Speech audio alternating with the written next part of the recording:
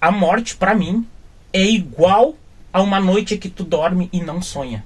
Vou fazer um teste de hipnose aqui. Opa! Nós vamos fazer um teste de hipnose dentro do vídeo aqui, vocês vão ver. Independente da religião que você tenha, ou que não tenha, qual é o propósito que a gente tem aqui? Olá, amigos do canal Religare. Saudações a todos vocês que nos acompanham. E vocês que estão chegando agora, sejam bem-vindos. Este é o canal Religare Histórias de Fé, que tem por finalidade unir pensamentos, crenças, filosofias de vida, em prol do conhecimento e do respeito mútuo. Eu sou o David. E eu sou o Roberto. E nós vamos agora, hoje com muita alegria, recebendo o nosso amigo Felipe, Luiz Felipe. Eu mesmo. Tamo aí, vamos bater um papo hoje. Não é o escolar. Não é escolar. E aí, futebol não é muito minha praia também. Então tá em casa, então. Olha aí. Tá bom, o Roberto ainda gosta, né, Roberto? Eu gosto de futebol. Então, Luiz Felipe Oliveira, formado em Engenharia da Computação, hoje trabalha como técnico de eletrônica e informática, casado há 12 anos, pai de 5 pets, Felipe? São 4 gatos e um cachorro. 4 gatos e um cachorro. 4, olha só que benção. Não tem religião, né? Não tem religião e tem uma história muito interessante para nos contar, que aqui nos bastidores nós estávamos conversando e ele nos disse que começou a se identificar mais como ateu no dia do seu casamento. Eu fiquei muito curioso com essa... Nós ficamos, né? Muito curioso com essa história. Aí vamos pedir um pouquinho para ele nos contar isso aí. Então vamos começar. Assim, ó. Minha presença na religião, ela é meio que o padrão do brasileiro, né? Aquele negócio, a família cristã, não praticante, entre aspas, vai à igreja às vezes no domingo, a mãe e o pai tinham certo de ir, eventualmente, numa igreja. Eu era criança, eles levavam junto. A gente até gostava de ir, deixa eu ver se eu me lembro. Tinha não era culto porque era católico, era no mosteiro, quando era aqui na Boa Vista. Eles faziam uma missa mais cantada no domingo. Aí o pai e a mãe ia junto, até eu gostava. Achava bacana, fizemos uma amizade lá. Então meu contato era aí. Depois fiz comunhão, crisma, o padrão, né? A crisma até tem uma outra história, depois a gente volta nela. Tá bom. Aí eu não terminei a crisma. E aí ficou pra terminar se um dia visse a me casar. E aí me afastei desse mundo religioso. Virtude de crescer, né? Sim. Sabe como é que é? Daí não tinha muita pressão da família, a criança acaba se afastando. Aí quando eu conheci a Mari, a família dela também tinha esse lado religioso não muito aflorado, né? Então era mais ou menos semelhante à minha família, assim. Então a gente começou a morar junto em 2010. Nota, né? A gente se conheceu, eu tava por fazer 17 anos e a Mari ia fazer 14. Então a gente foi namorar mesmo mais de ano depois, mas a gente se conhecia, se via e tal. Isso foi em 2006. E em 2010 a gente foi morar junto. A gente construiu a nossa casa ficou pronta, a gente foi morar junto em 2010. Daí a gente começou a juntar uma graninha, se planejar e marcamos nosso casamento para 2012, 5 de maio de 2012. Aí começa entrando esse lado do possível ateísmo na época, eu comecei a ficar um pouco mais decepcionado, vou dizer assim, com o que eu estava vendo, durante principalmente o curso de noivos. Porque eu esperava algo um pouco diferente do que seria. Teve algumas que... Normalmente ele é baseado em algumas experiências que as pessoas vão lá contar, pelo que eu me lembro, né? E algumas coisas que o padre prega de acordo com o que está na cartilha dele na Bíblia, né? Beleza. Só que esses relatos que eu vi fora a questão do padre, são de pessoas vinculadas à igreja, mas que davam esses relatos lá. Eu achei muito pautado em sexologia, assim, era muito baseado nisso. Eu fiquei meio assim, porque, poxa, eu esperava algo um pouco diferente, sabe? Alguns não. Era mais focado nessa questão da união mesmo e tal. E daí isso já me deixou meio, poxa, mas por que tanto, assim, vinculado a sexo, né? Mas, tá, tudo bem que tem a ver a questão da reprodução, que seria o propósito do casamento, é tu gerar filhos para reprodução, né? Então, tá, tranquilo. Aí eu vinha pensando com isso, fiquei com isso na cabeça, e no dia do meu casamento, exatamente no dia mesmo, isso não é mentira, no altar, eu estava esperando a Mari entrar, daí ela entrou, e eu ainda pensando nisso. Porque tu fica nervoso, fica pensando em muita coisa, né? Daí quando o padre começou a falar as obrigações do marido e da esposa, antes de fazer os votos finais ali e tal, ele falou uma frase que fez, não, mas a partir de hoje eu vou estudar um pouco mais, porque eu acho que não é bem por aí. Ele falou assim, que a submissão da mulher tem que ser em todos os aspectos. E eu comecei a pensar assim, cara, como é que algo que representa o divino, nesse caso no ambiente que nós estamos, pode pregar a submissão de um ser a outro e não a igualdade entre eles, sabe? Esse foi o que virou a chave na minha cabeça, sabe? Foi exatamente naquele dia. A partir dali eu comecei a estudar um pouco mais para entender o que era o que. Então eu considero a minha virada de chave o dia do meu casamento. Então tá explicada a história. O clique foi aquilo ali. Uhum. E nessa área do curso de noivos ali que tu falou sobre, era muito voltado à sexologia, e eu te pergunto assim, que a levada do assunto, do que eles estavam falando, seria para conduzir que o sexo antes do casamento seria o pecado, ou não nessa área? Não, eu acho que não. Era só meio que, como é que eu vou dizer? Meio que para estimular as pessoas a terem... ao sexo ser dentro do casamento não mais do que 50% da relação, como se ele fosse algo mais dominante. E pra mim, eu tenho pra mim que o sexo, ele é algo como um segundo plano, ele é um bônus, do meu ponto de vista, porque o que acontece? Não é uma coisa que a gente vai ter a vida inteira. Sim. Tá? E o que sobra de um casamento quando tu tira o sexo dele? Tá? Vamos supor que por um acidente tu possa, principalmente o homem, né, possa não mais poder fazer o sexo da maneira convencional. O que vai sobrar desse casamento? Então, pra mim, o casamento, a união, a instituição casamento é mais do que uma relação sexual, entendeu? Sim. É muito além disso. Então era isso que eu esperava ouvir. Não era nem que eles estavam, não é a palavra certa, mas errados. Mas assim, estava além do que eu imaginava. Do que tu imaginava, do teu conceito. Isso, para a instituição casamento. Eu imaginava algo um pouco superior a isso, algo mais relações humanas mesmo, sentimento. Sim. Mas eu acho que tu estava no lugar errado, na hora errada. Porque normalmente é o contrário. Normalmente eles pensam, não, sabe, eu também sou católico, né, de origem católica. E normalmente a ideia é essa, é diferente. Eles também normalmente eles não dão valor muito pro lado do sexo, né? Tanto que eles dizem que o sexo é mais pra reprodução. Exato. Né? E aí talvez quem eram essas pessoas? Assim, ó, teve uns 2 casais que falaram que foram na onda do que eu esperava, sabe? Mas outros não, assim. Mas eu não sei se tem a ver porque estavam falando para pessoas mais jovens. Talvez.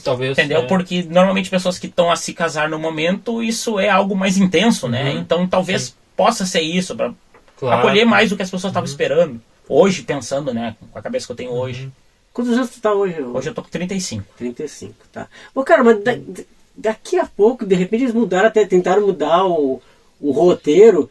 Exatamente como tu falou, que eram casais mais jovens, eles tentaram fazer puxar meio que pro lado, entendeu? Isso, eu acredito que tenha sido algo assim. Fazer um marketing. Isso, eu acredito que tenha sido algo assim. Até porque a gente sabe que tem casais que se baseiam muito nisso. Sim. E o que acontece? Se às vezes um dos cônjuges acaba não acompanhando nisso, tu acaba desfazendo um casamento porque vai procurar pessoas na rua só por causa de sexo, entendeu? Então, se pelo menos tu te contentar com o que tá dentro do casamento, tu evita esse tipo de problema. Então eu acredito que essa seria uma abordagem interessante, sabe? Hoje pensando sobre o que eu vi na época, mas na época eu fiquei assim, mas eu esperava algo um pouco mais transcendental, assim. Mas às vezes é porque a gente vive numa bolha, às vezes, e daí a gente espera que o pensamento dos outros é meio semelhante, e às vezes tu não já tinha um padrão, né? Tu já tinha um padrão, então... Isso. Digamos que foi uma espécie de decepção que tu teve. De não... Pode ser que sim. Né? Mas naquele momento não foi no contexto geral religião, né? Foi com as não pessoas que estavam falando ali. Claro, porque eu entendi o contexto todo, né? Então não seria esse o problema. Não seria o problema. Ô, Felipe, mas assim, tu não acha que tu tá sendo meio que justo com Deus? Porque por exemplo, tu meio que se revoltou com aquilo ali, né? Não achou legal, mas aquilo ali tu não achou que é uma opinião meio que particular daquele grupo ali? Sim, eu acredito que sim. Não, mas eu digo, isso foi só o que levantou uma chave, assim, ali, entendeu? Ali foi o... foi assim, Pô, mas eu achava que as pessoas dentro desse meio pensavam um pouco diferente. Entendeu? Sim. Foi isso, entendeu? Não é assim, não foi aquele momento que foi determinante. Eu acredito que o ateísmo, para mim, assim, até a palavra ateu, ela é um pouco complicada, tá? A definição dela não se aplica bem ao que eu penso. Seria algo entre o agnotismo e o ateísmo. Não seria totalmente agnóstico e nem totalmente ateu. Porque o que acontece? Eu tenho uma aversão ao fato de acreditar. Eu sou vinculado ao saber. Tá? E o que acontece? Eu leio muita coisa de muita coisa, sabe? Eu sou um curioso de várias áreas. E o que eu queria dizer assim, ó, eu entendi uma coisa, lendo histórias, de todas as áreas, inclusive da religião, que o que determina que uma pessoa é inteligente? Sabe? O que determina? É a capacidade de mudar de ideia diante a novos fatos, tá? Então, ninguém que está apto a mudar de ideia nessa questão seria algo indisposto a debater. Então, o que acontece? Diante de novos fatos, eu posso mudar de ideia. Eu não tenho problema em assumir que eu estou errado. Só que, no meu caso, o ateísmo não foi uma definição, ele foi uma conclusão. Tá? Entendeu? Eu fui lendo assim, mas eu pensava que isso era assim. Não, mas então é assim. E isso foi me conduzindo para um ponto que todo esse arranjo geral, eu concluo ser ateu. Do meu ponto de vista, eu não consigo observar a existência de uma mente pensante que coordena as coisas. Entendeu? É essa a minha visão. Vamos dizer assim que tu, dentro de todas as religiões estabelecidas, tu não te encaixa em nenhuma e talvez tu se denomina, então, ateu porque não tem um pensamento vinculado a nenhuma das religiões. A nenhuma delas, e a ideia de existir uma mente pensante. Uma consciência inteligente, suprema, que organizou tudo. Exato. Mas tu acha que, assim, por exemplo, tu acha que as pessoas que estão tendo uma visão errada de Deus, ou tu simplesmente não acredita que exista um Deus? Não, eu acho que é a definição. A definição. Eu acho que primeiro a gente precisa definir o que é Deus. Porque o que acontece? Do meu ponto de vista, tá, e das conclusões que eu cheguei lendo artigos e tudo, a nossa existência aqui depende do caos. Só que não entenda caos como aleatoriedade. Existe uma harmonia no caos. Se eu pegar a palavra caos e traduzir ela para Deus, a ideia existe. Se foi o caos que originou isso tudo, de certa forma o caos criou isso tudo. Então, depende de como a gente aplica isso. Então, por isso que a definição é muito importante, sabe? Então, eu não acredito que exista uma definição tão clara. Cada religião tem a sua, mas no âmbito geral não existe uma definição muito clara. Então, acho que esse é algum ponto a se discutir também, sabe? Tu conhece a visão que Spinoza deu para Deus? Sim. Onde ele diz, né? Eu até anotei aqui para te perguntar. O Deus de Spinoza. Deus se revela na harmonia de tudo que existe. Exato. Porque até na harmonia do caos, vamos dizer. Sim, mas dentro do caos também tem a sua organização, é isso que tu quer. O caos não é aleatório, né? Ele tem uma ordem muito complexa para as coisas acontecerem que tu não consegue... Humanos não conseguem... como é que eu vou te dizer? Prever ela para frente ou olhar muito para trás dela. Por exemplo, a gente prevê o tempo. A gente não consegue prever mais que 4, 5 dias com precisão porque o tempo é caótico. Mas ele não é aleatório. São tantos fatores que afetam aquilo ali que a gente não consegue chegar num ponto muito distante. Então, nessa questão... previsão. Nessa questão seria a mesma coisa. A gente tem tantos pontos para analisar que para um humano seria demais. Mas me diz uma coisa, agora ele falou do Spinoza. O Spinoza, ele... Tu sabe dizer se ele era ateu, ou se ele era, o que ele era, agnóstico? O que ele era? Eu não estudei tanto a fundo, não. Eu não estudei a fundo também. Não fui a fundo, mas... Eu conheço algumas coisas dele. Eu nunca li exatamente dele, mas a definição do Deus de Spinoza, sim. Porque ele tem um conceito que até eu concordo, que Deus se revela, né, através da natureza. Isso, da harmonia de tudo que existe. Mas no momento, se ele se revela, então quer dizer que há um Deus. Então Só que ele está em tudo. Eu creio que ele não se definia totalmente ateu de não acreditar em Deus, mas Deus se revela.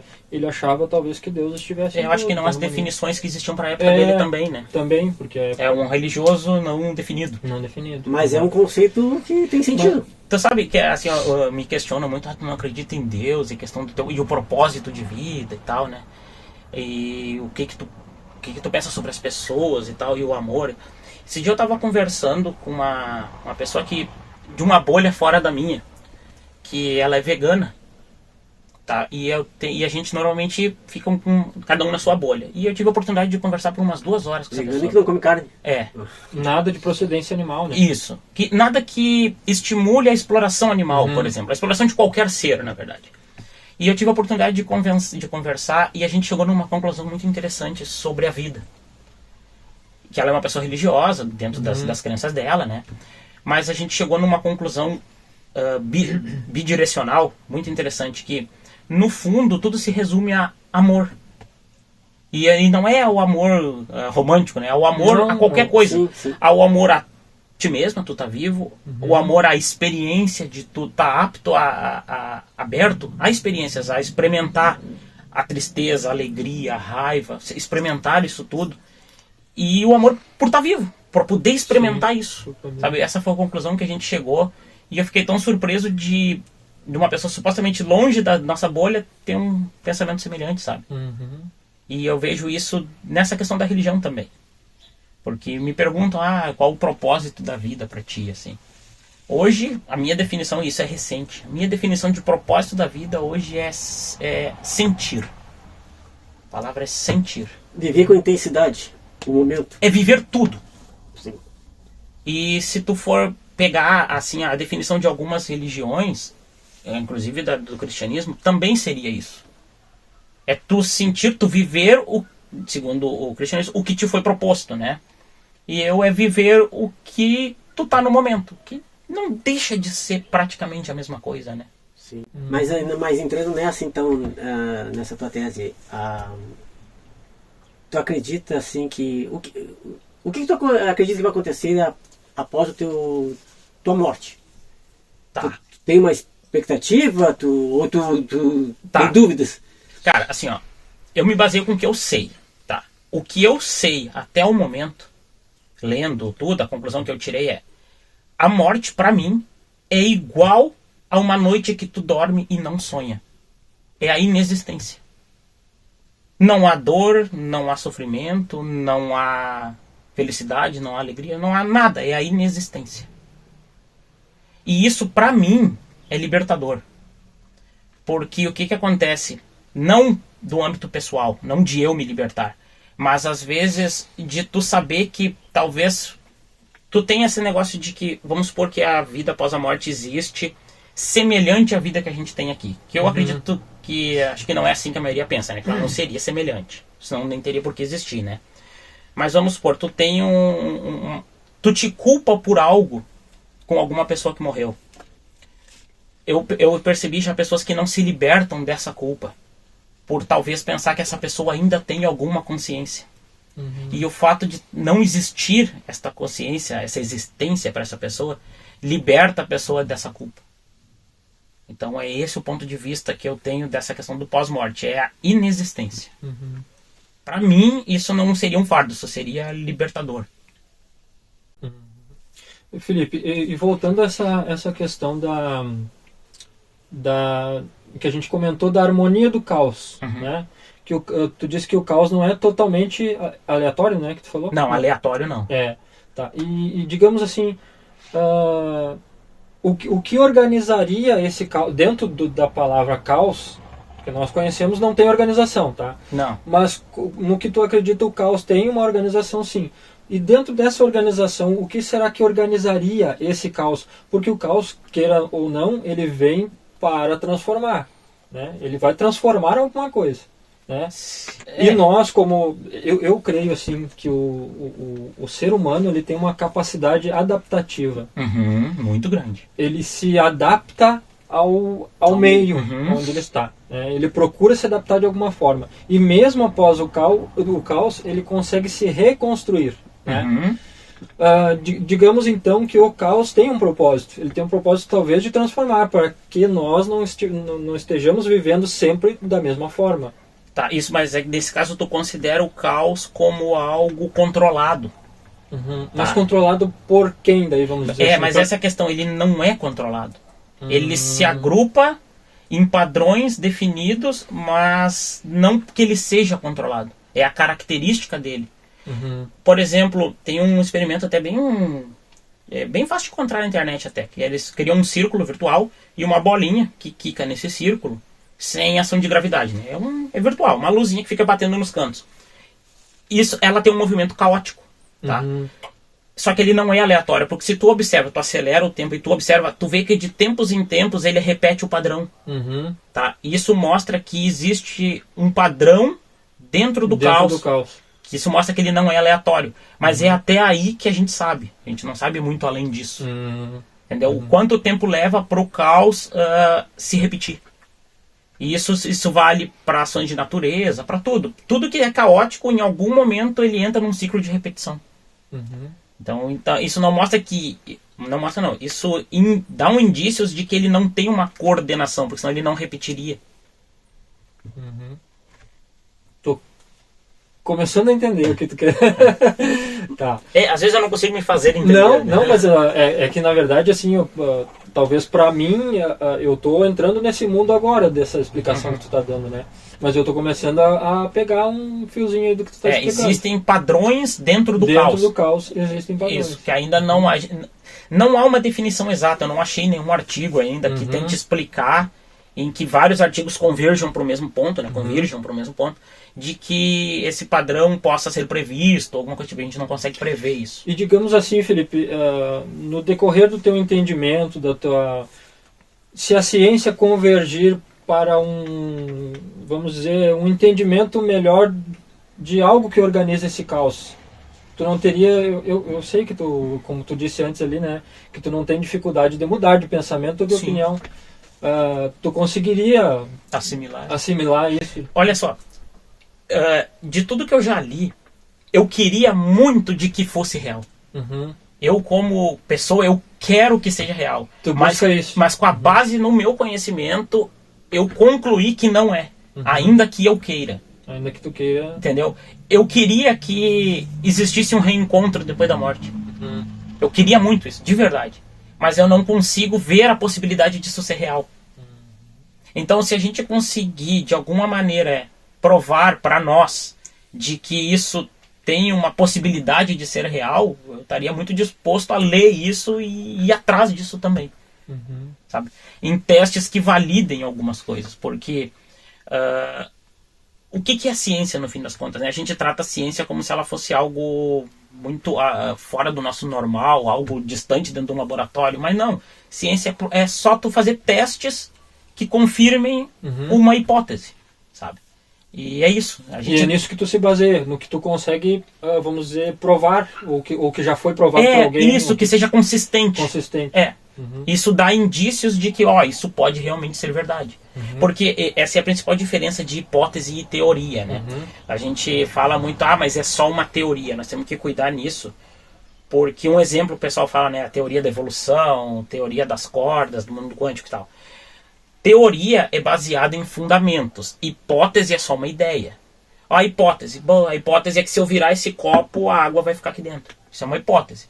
Mas com base no conhecimento que a gente tem, a minha teoria é de que não vai cair. Mas essa teoria veio do quê? De outros testes que já foram feitos e a água caiu. Então eu tenho um embasamento que valida a minha teoria. Então essa teoria tem um embasamento que valida ela. Então não é só uma hipótese. E eu vejo isso que... essa diversidade de religiões que a gente tem no mundo, algo próximo de 7.000, estou assim nos últimos levantamentos. Cara, com 7.000 religiões eu vejo 7.000 hipóteses.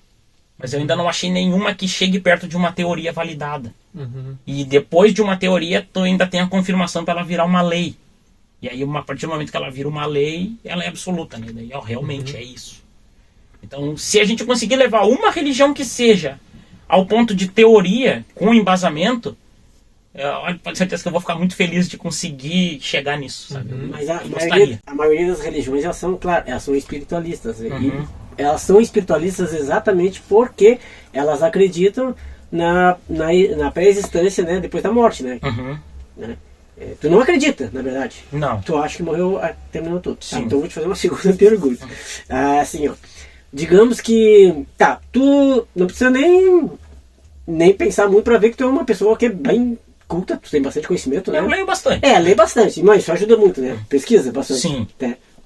Até o Alcorão eu já li. Isso, interessante. Interessante. E aí tu tem bastante conhecimento, tu sabe? E como tu falou agora há pouco tempo, tu se sente realizado com certa condição. Mas tu não acha assim, ó, que, por exemplo, o morreu, acabou, não seria assim do tipo... De que serviria isso então? Todo esse teu conhecimento perdido, né? Perdido, a gente pode dizer, né?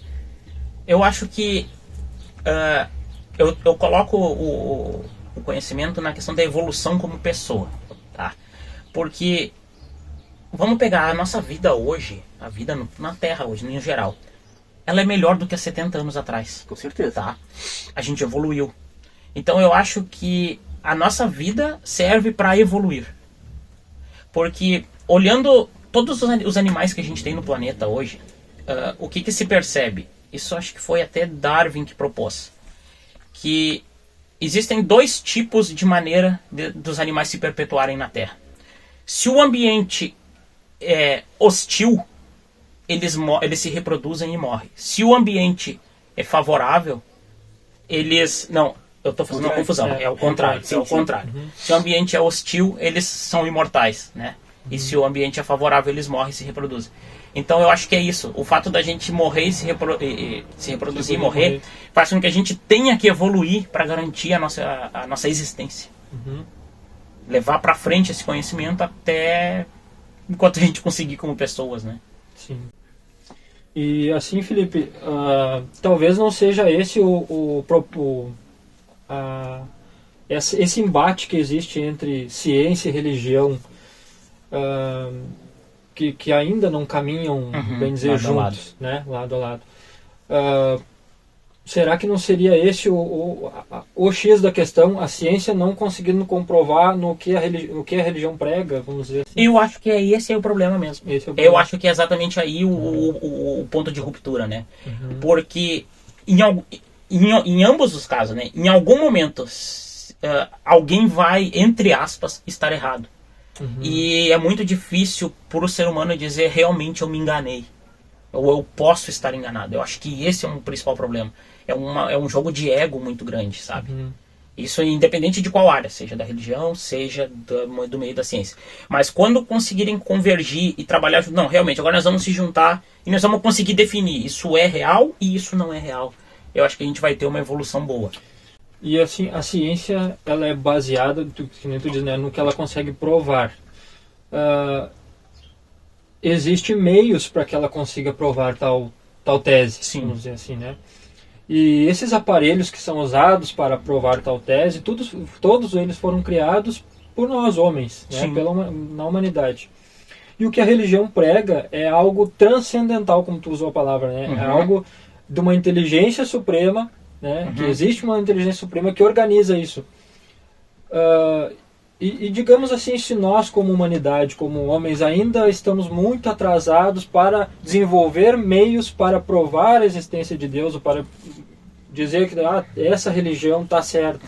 Existe essa possibilidade, sim. Porque o que acontece? Hoje a gente tem conhecimento de coisas que há 20 anos atrás a gente não tinha. Uhum. Então cada vez a gente evolui mais.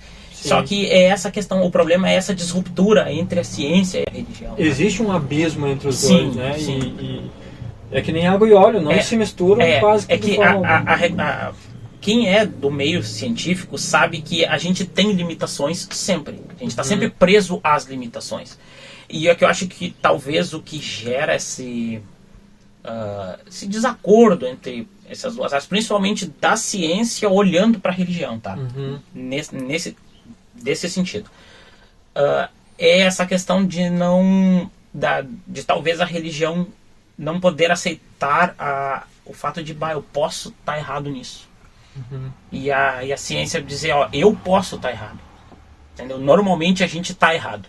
A ciência nos mostra que 99% das vezes a gente está errado. Sabe? Às vezes tu chega com uma ideia, realmente isso aqui pode dar certo, tu testa e vai ver, não é. Sabe? Tu tá aberto a estar errado. Eu acho que esse é um ponto de vista. Porque a ciência é mutável. E o que eu percebo é que as religiões são imutáveis. E eu acho que esse é o que está fazendo a balança ficar mais para um lado e levando a um pouco mais desse abismo. Mas tem outra coisa também, né, Felipe? A gente tem que concordar que o mundo melhorou muito, ele está evoluindo moralmente, principalmente moralmente, né? Sim. Mas assim, ó, sem as religiões, digamos assim, sem o aspecto religioso, digamos que as pessoas resolvessem não aderir mais a religião nenhuma e nem acreditar em Deus nenhum.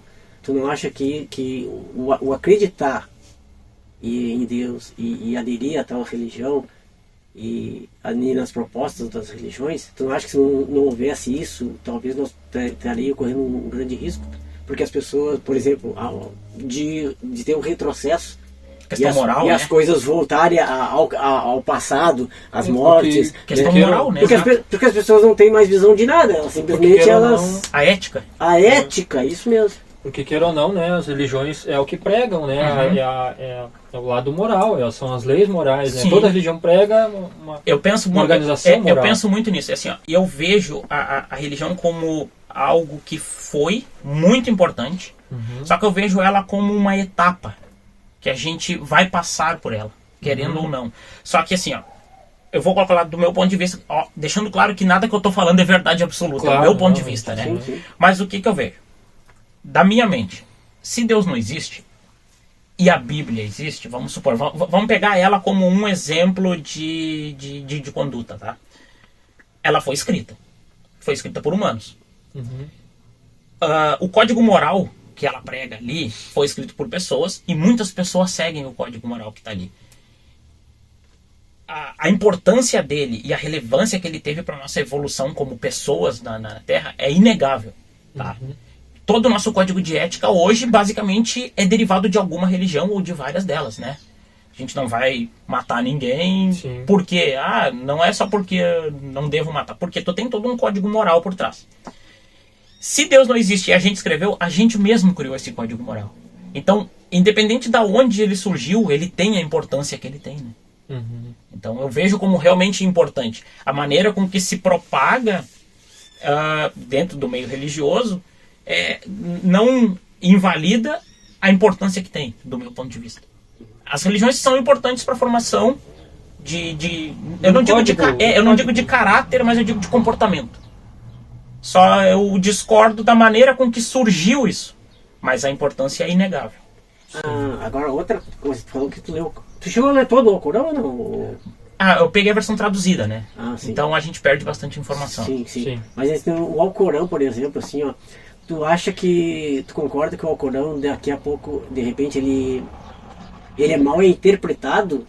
Porque, né, lá normalmente na Palestina, nesses lugares aí, eles seguem a risca a letra, o que está na letra, o que está escrito, né? E daqui a pouco tu concorda que de repente ele é mal interpretado? Com certeza. E isso eu vejo em diversas outras religiões também. Porque o que acontece? Tu tem que considerar que isso foi escrito em uma época em que pouquíssimas pessoas sabiam ler. O próprio profeta Mohammed, que é o Maomé, isso, né, Maomé, na tradução para nós ficou Maomé, ele não sabia escrever. Pois então, então, tu imagina, para te explicar algo para uma pessoa que não sabe ler, para alguém que vai ler, transcrever isso para alguém, né, falar em voz alta, vai se usar de muitas alegorias, né? A gente vai usar de exemplos, tu não vai falar, por exemplo, vamos supor que a gente volte no tempo e vamos explicar para alguém da época o que é um carro. Vai chegar, é um negócio de metal que anda em cima de 4 rodas. Pô, o que é metal? Entendeu? Então tu vai usar de uma alegoria, por exemplo, uma carruagem que anda com sons de trovão, que é o que está escrito no Alcorão. Né? Que ele deu a volta ao mundo em uma carruagem de fogo e trovão. O que hoje, isso dá para entender que isso seria uma alegoria. Sim. Não que ele voou numa carroça com fogo atrás e raios no céu. É o que ele descreveu, é o que ele entendeu, né, para poder descrever. E a maneira com que ele não conhecia. Isso. A maneira com que ele consegue explicar o que ele viu e de uma maneira que as pessoas consigam entender. E essa interpretação das alegorias é muito complexa e muito particular de cada pessoa, né? Isso era uma coisa que até eu estava conversando essa semana com a Mari, com a minha esposa, que as pessoas têm uma dificuldade, eu observava isso até na escola, principalmente nas aulas de literatura. A professora dava um livro, aí tu tinha que ler o livro, e depois tu tinha que ir lá explicar para ela o que entendeu do livro. E daí a professora dizia, isso foi o que tu entendeu. Mas o que o autor quis dizer? Ah, mas eu entendi, não tem como saber o que ele pensava. Não, mas a ideia é essa. Ao ler principalmente relatos religiosos, assim, o importante é o que o escritor disso estava pensando na hora, não é o que tu entendeu. Sim. E esse exercício, assim, é muito complicado para as pessoas. Isso pode ter se perdido também na própria, vamos dizer, na tradução. Na tradução, né? Um exemplo é o nome de Deus, né? Qual é o nome de Deus? Que Deus não é o nome dele. Deus é como a gente se refere à entidade, né? Mas Deus não é o nome dele. O mais próximo que se sabe hoje é Javé, eu acho que é, né? Em hebraico. Algo próximo de Javé, e aqui em português ficou Jeová, entendeu? Então, ou Javé. Olha só que Iavé, né? Iavé. Isso, então, olha só que já se perdeu. Então, isso, em quantas outras coisas isso se perdeu também, né? Porque até o nome não se traduz, né? Tu vai ser Felipe em qualquer parte do mundo. Exato. Eu vou ser David em qualquer parte do mundo. O nome não se traduz. O nome não se traduz, é exatamente isso. E, falando isso, tem uma coisa, eu lendo sobre religiões, aí eu estava lendo sobre origens do candomblé e essa parte de regiões... África. E eu cheguei a um cruzamento bem interessante que eu não tinha me ligado antes. Como é que se pronuncia Jesus em hebraico? Em hebraico. Yeshua. Não parece muito uma entidade do candomblé, Exu? Parece. Aí tu pega no candomblé, o que é Exu? É o mensageiro dos céus. E o que é Jesus também é o mensageiro de Deus. Então, se tu for ver, elas estão se refletindo a mesma coisa, elas se cruzam, mas eles não sabem essa união. Existe uma rixa muito grande, né? Principalmente a gente vê entre essas duas religiões aqui. Mas as duas estão se referindo à mesma entidade sem saber. Com certeza. Eu gosto de ver essas curiosidades, sabe? Porque essa é uma religião exclusivamente brasileira, né? Ela surgiu aqui há uns 300, 400 anos, mais ou menos, baseada em outras religiões de matriz africana. Então, esse nome, Exu, ele é particularmente brasileiro. E como é que eles não perceberam que são a mesma coisa? Isso deve acontecer com muitas outras, sabe? Sim, com certeza. Pessoal, nós fizemos uma pausinha aqui pra fazer um cafezinho. Até porque tá frio aqui, né? E eu botei uma blusa também, que eu tava sentindo frio. Agora nós vamos dar continuidade aí à entrevista com o nosso amigo Felipe. Nós estávamos falando sobre o nome de Jesus, né? Yeshua. E vinculado à religião candomblé, eu acho que usa Exu. Regiões de matriz africana normalmente, né? Tá. Não vamos ser tão específico que a gente pode falar alguma bobagem. Né? Sim, é porque não é a nossa área também. Exato, né? Então, exato. Até é o nosso propósito trazer alguém que é da área aqui para nós. Até eu gostaria de ouvir também. Então no próximo acho que talvez a gente vai. Olha aí. Tá? Mas eu quero te perguntar sobre qual é a tua visão sobre Jesus. Porque a gente tem dentro da religião, dentro da própria Bíblia, né, relato de milagres. E como tu, na tua visão que tu tem hoje, como esses milagres se operaram? Tá. Não, melhor. Tu acredita no Jesus histórico que existiu? O histórico, sim. O profético, não. Sim. Mas o histórico, sim, como um filósofo. Olhando, assim, do meu ponto de vista, a filosofia de Jesus, se aplicada hoje, a gente tinha alcançado a paz já há bastante tempo. Tá? A filosofia dele, eu acho que... Como é que eu vou te dizer, cara? Não é exatamente tudo que eu tenho de visão, mas se assemelha. Porque o que ele pregava no fundo, na essência? O amor ao próximo, né? E eu acho que isso eu acho que é o de mais supremo que a gente pode ter. A hora que tu consegue te colocar no lugar de alguém, tu ter a empatia, eu acho que tu consegue evoluir, fazer a outra pessoa evoluir sem aquela maldade que a gente está vendo no mundo. E isso eu acho que é a filosofia de Jesus. Então eu vejo o Jesus como um filósofo. Pesquisei bastante sobre Jesus há um tempo atrás, do Jesus histórico, né? Existe mais referências históricas, tá? De que ele existiu mesmo, de fato, como pessoa. Existe mais registro de Jesus do que de Alexandre o Grande. E de Alexandre o Grande as pessoas não questionam tanto. Eu não questiono o fato do homem Jesus ter existido e ter pregado uma filosofia de vida para mudar o pessoal da época, sabe? Isso eu consigo entender olhando para os dados históricos. Eu só não consigo ver a questão de milagres. Eu acredito já isso ser a maneira com que as pessoas viram algo que ele fez. Porque de fato não tem nada escrito por ele, né? Foram outras pessoas que contaram relatos dele, ou que conviveram, ou pessoas de muito tempo depois, né?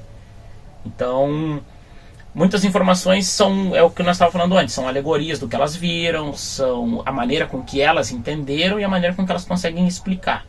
Então eu acredito que talvez alguns milagres que eles viram fosse algo que não era um milagre, mas dadas as circunstâncias da época parecia ser. Então é isso que eu vejo com tudo que eu estudei sobre Jesus especificamente. É que esses milagres, na verdade, eles têm uma explicação científica, né, para tudo. Tanto que, se tu for analisar o próprio Cristo, ele não realizava os milagres da mesma forma. Uhum. Né? Para cada pessoa, ele agia de uma forma diferente. E fazia questão de dizer que a fé da pessoa que estava salvando ela não era o que ele estava fazendo exato. Ali. Então, por isso que eu acredito na filosofia de Jesus mesmo. Isso eu não contesto. E dentro disso que o Roberto falou da fé, né?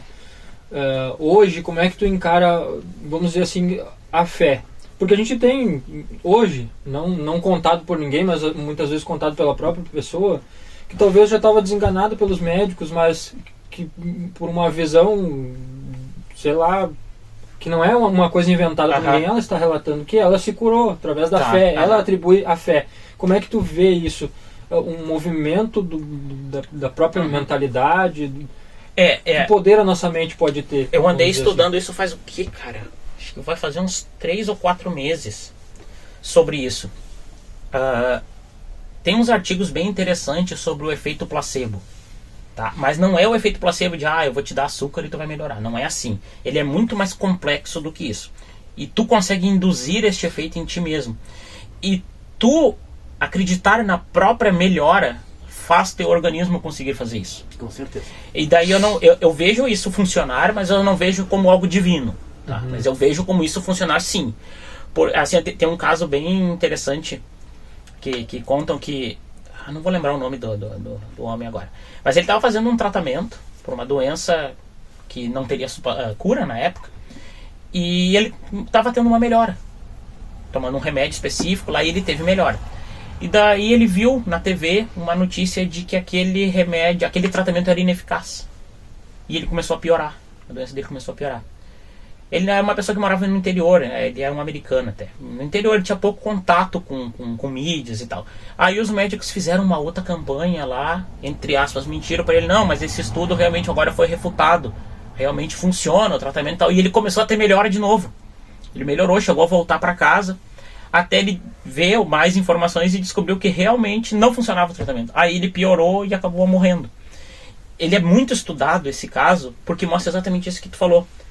Ele estava se melhorando porque ele esperava melhorar. Porque quando tu desiste, eu acho que é o mesmo princípio de uma pessoa com uma depressão muito profunda.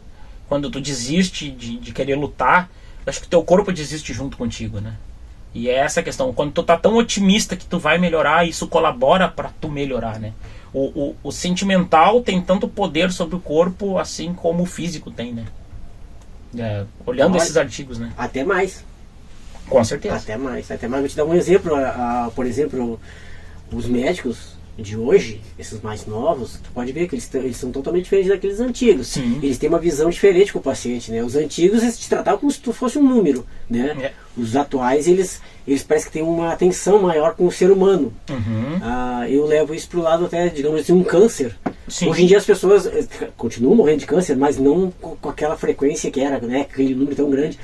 E eu devo muito isso à evolução da medicina, mas não de remédios, mas da maneira com que trata o paciente. Isso. Porque antigamente as pessoas pegavam um câncer e simplesmente achavam acabou era uma condenação de morte, né? Isso, e hoje praticamente os médicos, essa área aí, eles te dão um apoio moral, te explicam. Mantém o otimismo, né? Mantém o otimismo, isso mesmo, cara, é isso aí.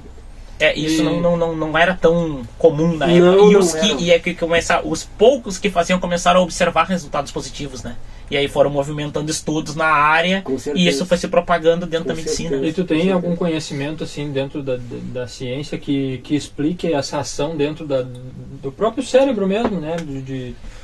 Tu já viu alguma visão assim que explique isso? O que eu vi dentro desses... Eu li uns 4, 5 artigos sobre isso. O que eles explicam um pouco mais é essa questão da liberação de hormônios, né? Porque tu tem hormônios que provocam bem-estar e tal, e hormônios que ativam mais as tuas capacidades físicas, né? Como tu vai te sentir, como teu corpo vai reagir. Então, se tu te sente bem, tu tende a liberar hormônios que vai fazer tu te sentir melhor. Assim como se tu se sente triste e se põe em ambientes que te põem mais triste, tu tende a liberar mais hormônios que vão te deixar assim. Então eu acho que isso é o que desencadeia essa melhora, né? Um funcionamento melhor em geral. Tu falou de ambiente, desculpa te cortei. Não, capaz. Tu falou de ambiente, de tristeza, vamos dizer, um ambiente triste, tu tem essa percepção que isso pode contaminar alguém que chegue ali, nesse ambiente triste? É que humanos são seres sociais, né? Então tu tende a absorver um pouco do comportamento do ambiente que tu tá. Então se tu chega num ambiente muito carregado, muito triste, tu também, daqui a pouco tu fica triste também, sabe? Isso é observado, né? Isso tu atribui a quê, assim, a vibração, tu acha que tem algo além do... Porque muitas vezes não precisa nem trocar palavra, né? Mas tu percebe um ambiente. Sim, eu acho que seria a nossa percepção, porque a gente tem uma capacidade muito grande de perceber algo no outro em nuances que conscientemente a gente não percebe, né? Que nem a gente olha para uma pessoa e diz assim, eu não vou analisar a posição do teu olho, a posição da tua boca para saber se tu tá triste. Isso é meio que automático, né? Daí tu olha num contexto geral. Por exemplo, tu chega numa reunião, por exemplo, tá todo mundo com um semblante triste. Deve remeter para ti, aconteceu algo, que todo mundo tá triste, eu devo ficar triste também. Isso acho que é inconsciente, né? É que nem o bocejo, tu vê alguém bocejar, tu tem que bocejar também, né? Sim. É o que eu percebo, sabe? E a gente falou também de várias religiões aí que tu leu sobre, né? E dentro dessas religiões, tem alguma delas que mais tu afiniza o teu pensamento com essa religião? Antes de eu começar a ir para esse lado mais autônomo da questão das religiões, a que mais eu tinha afinidade foi com o espiritismo, assim, a última no caso. Eu tive contato por último foi o espiritismo. Eu me desvinculei quando eu fiz alguns testes pessoais e o resultado não foi favorável para o que eu imaginava que seria. Daí foi quando eu comecei a me afastar. Mas foi a que mais chegava próximo do que eu queria que fosse. Porque assim, não acredito que exista nada além da morte, mas se existisse, gostaria que fosse semelhante ao que o espiritismo prega. Tá. E até a gente, antes de ti, a gente recebeu aqui o Roberto. Ele é espírita, né? Eu cheguei a ver, Tu viste o vídeo? Sim, eu vi, acompanhei. E ele falou muito, né, que o espiritismo é baseado em um tríplice aspecto, que seria a ciência, a religião e a filosofia. E nessa tua participação dentro do espiritismo, tu conseguiu, vamos dizer assim, firmar esse tripé? Ou algum deles ficou pendente, meio capenga, vamos dizer assim, foi aonde tu se afastou? Ficou meio pendente, acho que assim, é o meu viés de confirmação. Que seria a área da ciência, então. Eu fiz um teste sem saber que aquilo era um teste científico. Eu tinha na época, eu acho que 15 ou 16 anos. Eu tinha um amigo meu, que a gente andava por aqui tudo de bicicleta. Andava a cidade inteira, fazia uns quase 40 km por dia de bicicleta. E a mãe frequentava essas casas espíritas e tal. Então eu cheguei aí com ela quando era criança, em algumas que ela me levou. O ambiente era acolhedor, sabe? Então não era aquele ambiente hostil. Que nem tu falou, um ambiente carregado e tal. Eu achava, assim, do meu ponto de vista como criança, das lembranças que eu tenho, o ambiente do espiritismo menos carregado que o ambiente de uma igreja católica, por exemplo. Porque a questão dos rituais que existem dentro de uma igreja, ele coloca um ambiente muito pesado e de muita pressão. Principalmente os rituais. E dentro do espiritismo eu não via esses rituais, pelo menos não de uma forma tão engessada. Então na época foi o que fez eu ter esse viés, assim, um pouquinho para esse lado. Voltando para essa época desse possível teste que a gente fez, que foi um teste científico sem saber, a gente foi um dia, vamos ir na casa tal, lá, vamos fazer um negócio? Vamos fazer o seguinte, vamos criar um personagem. Eu, Luiz Felipe, agora vou me chamar fulano de tal. A gente inventou um nome para mim e inventamos um nome para ele. Criamos toda uma história, porque o que acontece? Como é que tu descobre que algo é mentira? Tu pega os detalhes de uma história e tu faz a pessoa ter que improvisar na hora. Nisso ela vai ter que pensar, tu consegue descobrir se aquilo é uma mentira ou não. Então a gente pensou o máximo possível dessa história antes de ir. Tá, eu sou filho de fulano e fulano, a gente se mudou para o Rio Pardo de tal e tal tempo, viemos de tal cidade, moramos em tal lugar, assim, criamos toda a história. E nessa história eu tinha uma suposta doença. Tá? E daí eu fui lá para saber sobre isso e tal. E o que me deixou decepcionado foi que durante a sessão ali me falaram sobre a doença, me falaram sobre tudo, e em nenhum momento sabiam que aquilo ali era uma mentira. Entendeu? Foi isso que me decepcionou. Porque eu esperava que descobrisse, não, tu tá mentindo pra mim, teu nome é fulano de tal. E daí foi isso que fez eu perder o crédito sobre, entendeu? E aí depois disso eu comecei a estudar mais pra entender de onde é que veio. Não sabia quem era Allan Kardec, não sabia nada. Então eu estudei muito sobre isso depois, então... Mas isso foi o que fez eu me desvencilhar da última barreira que eu tinha, no caso pra mim, que seria ligada à religião, foi esse então, pela nossa conversa, assim, Felipe, eu percebo que a parte filosófica das religiões, tu vai indo. Aí quando chega na área científica, eu vejo que é um empecilho para ti, porque tu não consegue provar aquilo que a filosofia tá... O que eu queria que fosse real, pelo teste não se mostrou real. Pelo menos naquele teste, né? Sim. E aí eu fui estudar sobre se alguém já teria testado, aí eu já achei mais informações, e aí... Sabe que a bola de neve é cada vez maior, né? Para todos os lados, positivos e negativos. Mas assim, tu disse que tu chegou a citar também a parte do Kardec, né? Então, como a gente tem um pouco de conhecimento da área de espiritismo... Tá bem mais do que eu, com certeza. No Livro dos Espíritos, Kardec faz essa pergunta, né? Do porquê que... qual é a prova da existência de Deus, né? E aí os espíritos respondem, até acho de uma maneira bem inteligente, que a própria ciência humana já diz que não existe efeito sem causa. Sim. Né? Então, essa aí é uma tese que eu achei legal, essa resposta do espírito. Mas de repente pro Felipe fica vago porque ele não consegue experimentar, é isso? O que acontece? A gente precisa fazer testes que possam ser replicados em outros ambientes e que deem resultados semelhantes. Isso vai validar de que tudo isso é real, sabe? E é o que me falta, entendeu? Porque pra mim não é o suficiente acreditar, eu tenho que saber. Entendeu? Tu tem que conseguir provar. Aí eu entro de novo com aquela pergunta: será que os meios que nós humanos estamos usando para tentar provar algo que é tão diante da religião, que é tão sublime como a existência de Deus, será que os nossos meios ainda não são muito ineficazes para tentar provar, né? É possível. É possível. É por isso que a gente tem que continuar tentando. Exato. É continuar testando. A gente não vai simplesmente chegar hoje e dizer, não, isso aqui nada é real, vamos descartar e vamos partir disso aqui sem nada. Mas eu te não, entendo. Se essa hipótese existe, vamos tentar validar ela enquanto a gente puder. Descobrimos um método novo, vamos testar um método novo. Sim. Talvez um dia a gente alcance um método que possa provar, ou talvez a gente nunca consiga. Mas assim, do meu ponto de vista, até o momento que a gente não conseguir ter uma prova cabal, a gente deixa como uma hipótese, não como uma teoria. Sim. E segundo o que o Roberto nos trouxe também, que o Allan Kardec diz que ele foi um pedagogo. Então ele desenvolveu uma técnica de experimentação para comprovar o que ali foi escrito. Né?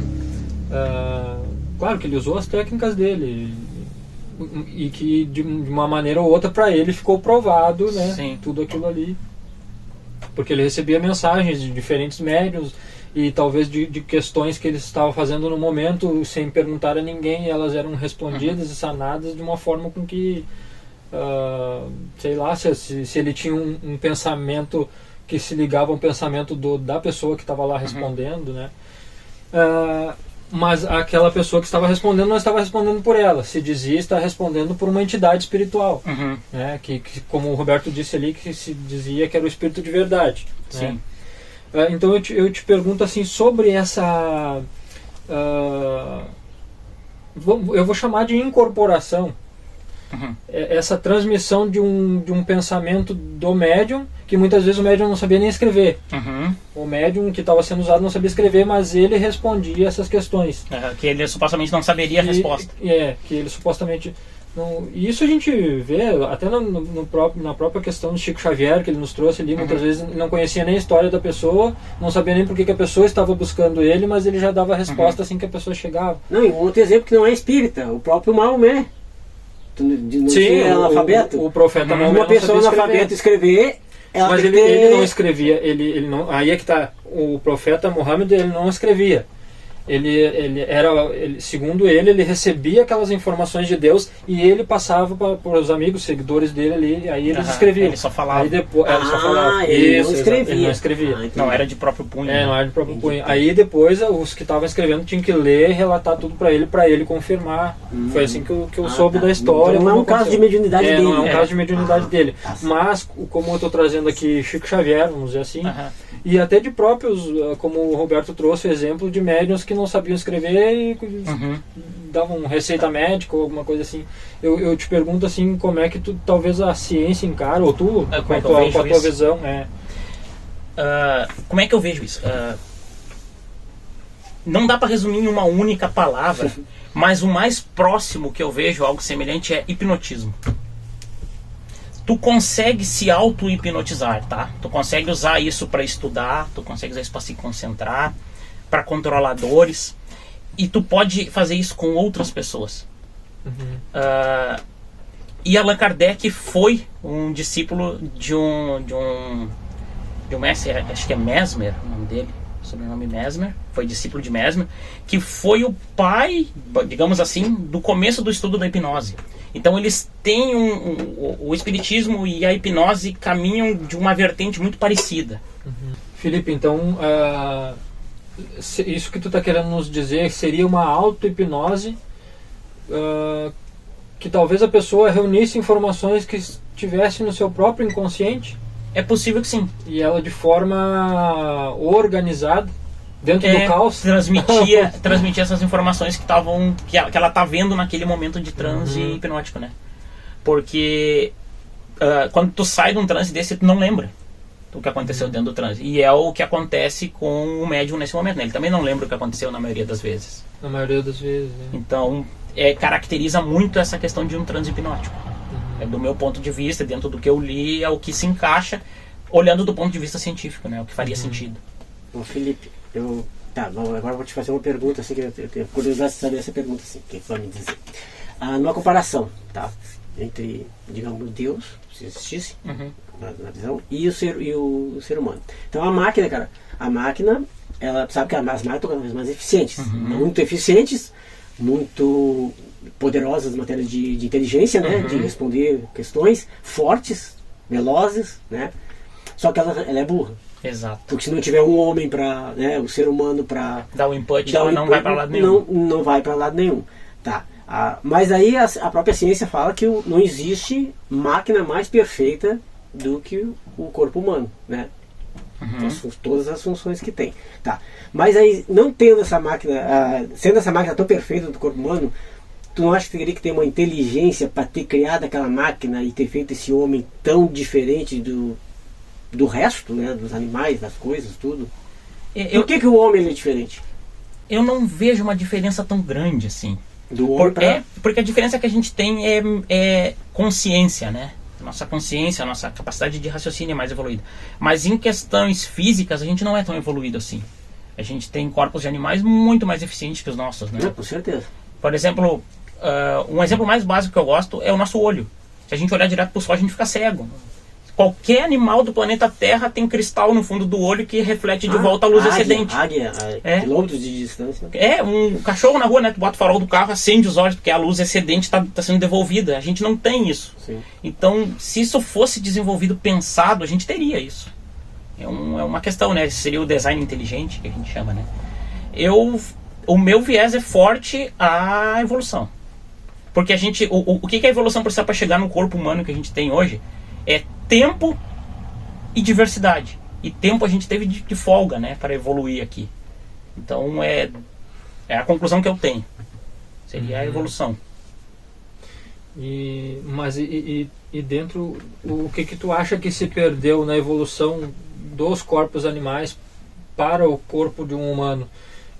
Talvez a nossa capacidade de raciocínio, que diferencia também dos animais, né? Não que os animais também têm um raciocínio, sim, mas não tão complexo, né? Não tão complexo quanto o nosso. Mas tu acha que essa evolução, a nossa complexidade de raciocínio, de certa forma, atrapalha essa evolução do corpo? Ou... Eu acho que sim, e isso é uma outra questão, para uma outra abordagem, mas sim, porque a gente suplanta algumas dificuldades físicas usando ferramentas, usando inteligência, né? Então isso fez com que a nossa evolução física diminuísse, a aceleração dela, ou praticamente cessasse, em virtude da gente compensar isso usando o raciocínio, né? A nossa capacidade adaptativa, a gente volta àquele contexto da capacidade adaptativa. Não, o animal também tem uma capacidade adaptativa, mas talvez ele usa dos recursos que ele mesmo tem nele. E nós usamos as ferramentas para compensar. É que dificilmente um animal cria algo, né? Sim. Acho que a maior distoância que a gente tem é o ser humano ter a criatividade, criar, né? Isso sim. Esse momento de singularidade, eu acho que foi o que fez essa distinção, que foi o que tu me indagou ali. Essa singularidade, em algum momento, a evolução teve esse salto que criou essa nossa questão da criatividade. Só que, como é que eu vejo essa questão da evolução? É tentativa e erro. Assim como cada indivíduo que nasce, ele é particular, ele tem suas características. Em algum momento, um ser nosso, humano, nasceu com uma característica um pouco melhor, e esse ser, por ter uma característica um pouco melhor, conseguiu competir melhor com os demais e se reproduziu mais. E esse gene se espalhou mais e a gente chegou onde está. É como eu vejo, né? Eu não consigo ver o design inteligente sendo real. Mas tu não acha que, por exemplo, o corpo tu compara, tu acha que o corpo ele tá ligado ao que seria a alma, né? Alma, pensamento, que seja então, ou seja, alma, pensamento. Porque assim, quem ri, quem chora, né? Na verdade, tu não tem assim, uma visão tipo assim, não é o meu corpo que faz, ele responde. Sim. Mas na verdade não acho que é um sentimento aquilo ali. Da onde que vem esse sentimento? Nós temos esse sentimento. O animal, ele tem o instinto, né? Existe essa busca por entender essa diferença entre a mente e o cérebro. E o cérebro, porque o cérebro seria a nossa interface física, né? Porque eu gosto de trabalhar muito com exemplos, né? Eu não sei o que vocês pensam sobre clonagem, tá? Vamos supor que seja possível e a gente faça um clone meu e eu boto sentado aqui do lado. Nós não vamos ser a mesma pessoa. Não. Tá. Do ponto de vista espiritual, eu não sei como seria essa questão de alma. Mas em questão de mente, são dois indivíduos completamente diferentes com um corpo físico igual. Então eu vejo a questão da mente como moldado pelo ambiente, né? O ambiente que tu viveu molda as conexões dentro do teu cérebro, faz com que essas conexões neurais sejam específicas e únicas de cada ser. Por isso que tu tem cada uma reação própria. Então eu acredito que é moldado pelo meio. Mas esse moldado pelo meio é uma mudança plástica no cérebro. Ele causa essa conexão entre neurônios fisicamente e ela determina o teu comportamento, no caso. Sim. Felipe, nós vamos ter que fazer uma parte 2. Vai surgir um novo convite para ti aí. Beleza. Então eu já vou deixar uma promessa para parte 2. Nós vamos fazer um teste de hipnose aqui. Opa! Nós vamos fazer um teste de hipnose dentro do vídeo aqui, vocês vão ver. E outra coisa, eu acho que eu puxei muito para esse lado. Não tô tentando te converter. Não, claro que não. Não, a ideia é tentar, tentar a gente analisar por que não. Por que não acredita? Por que acredita? O que eu acredito no lugar disso, né? Isso. Essa é eu entendo perfeitamente. Porque como a gente falou no início, né, o propósito do canal é fazer essa interação, né, entre religiões, entre doutrinas, entre filosofias de vida. E queira ou não, tu tem a tua filosofia de vida, né? Sim. E a gente dá espaço para cada um trazer o que pensa, trazer o que está dentro de si, né? Eu queria deixar uma mensagem pro final do vídeo. Com certeza, nós vamos te pedir. Melhor ainda. Pessoal, precisamos pedir. Pessoal, assim, ó. Pode falar pra câmera. Pra quem tá assistindo aí, independente da religião que você tenha, ou que não tenha, qual é o propósito que a gente tem aqui? Sabe? Qual é o propósito? É se ajudar, é viver. A vida é pra frente. É pra frente que se vive, tá? Que se anda. E olhando eu vou puxar para lenha pro meu lado, né? Do meio científico, olha. A vida é uma coisa tão rara e tão frágil que a gente só descobriu que tem no nosso planeta. Em nenhum outro lugar a gente descobriu ainda. Só tem aqui. E ela é tão sensível que a gente tem que se ajudar. Vamos ajudar uns aos outros. Tá vendo o irmão ali precisando de uma ajuda? Ajuda, ele não vai te cair um braço, vai fazer bem para ele, vai fazer bem para ti. A gente tem que evoluir, se ajudar. Então é essa a minha mensagem. Vamos ser mais empáticos. Acho que praticar a empatia é o que esse mundo está precisando. Isso aí, Felipe. Muito legal, muito legal. Eu vou ser obrigado a te falar agora também numa frase que eu acho que eu falei mas foi eu que no piloto que nós fizemos que não foi pro ar, que uma personalidade muito conhecida, ela disse certa vez que é preferível um ateu íntegro, digno, do que um religioso hipócrita. E é mais ou menos por aí. E tem bastante, né? Tem tanta gente que fica só no discurso e pouco na prática. Até eu queria abordar isso, mas fica para um outro momento. Vamos deixar para um outro momento, tá certo? Então, pessoal, nós queremos agradecer a você que nos assistiu até agora e deixamos um gostinho de Quero Mais, como em todas as entrevistas que a gente faz, uma parte 2, já com um convite já pré-estabelecido pro Felipe aí. Então aí, sempre que convidar, a gente dá um jeitinho de estar aí. Um abraço a todos vocês, muito obrigado e tchau, até a próxima. Tchau.